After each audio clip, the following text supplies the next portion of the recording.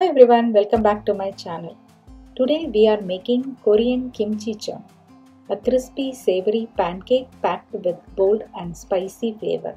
All you need is some well fermented kimchi, flour, a bit of water and optional extras like green onions or seafood. I am making a vegetarian version today. Simple, comforting and perfect for rainy days. Let's get started. I am using spring onion in this recipe. It adds such an awesome flavor to the kimchi jeon. And of course the star ingredient is kimchi. Kimchi is a fermented cabbage, a popular and essential side dish or banchan in Korean cuisine. I have actually shared a delicious Korean kimchi fried rice recipe on my channel before. I will link it in this video so you can check it out. For this recipe, make sure to use nicely fermented kimchi along with a bit of a flavorful kimchi juice. I am chopping the kimchi into smaller pieces because the leaves can be quite long, which makes it harder to eat if left whole. In a mixing bowl, add 1 cup maida, quarter to half cup of rice flour, half teaspoon sugar, add 1 cup of spring onion, 1 medium onion, 1 cup of chopped kimchi and quarter cup of kimchi juice. I am adding it all together. Add salt to taste and quarter teaspoon of sesame seeds, which is optional but adds a nice touch. Mix everything well, then add water little by little to make a batter similar to uttapam consistency.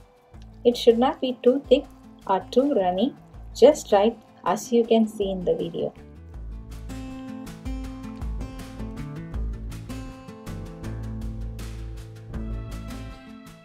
Now heat a little oil or butter if you prefer for extra flavor in a non-stick or cast iron pan over medium heat. Once the pan is hot, pour a ladle full of batter onto the center and gently spread it out into a pancake shape. Not too thick, not too thin. Let it cook undisturbed for a few minutes until the bottom turns golden brown and crispy. Then carefully flip it over and cook the other side until it is equally golden and crisp. The edges should be slightly crunchy and the center soft with all those flavorful ingredients inside. This has become our recent favorite evening snacks, not just for rainy days but really anytime.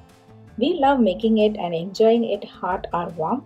It is a pure bliss with that mild sourness from the kimchi and the extra crispiness.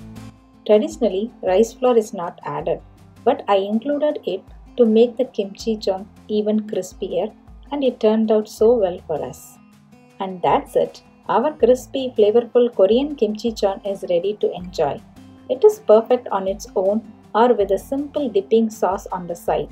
If you like this recipe, don't forget to give it a thumbs up, subscribe to my channel and hit the bell icon as you never miss a new video. Thanks for watching. I will see you in the next one.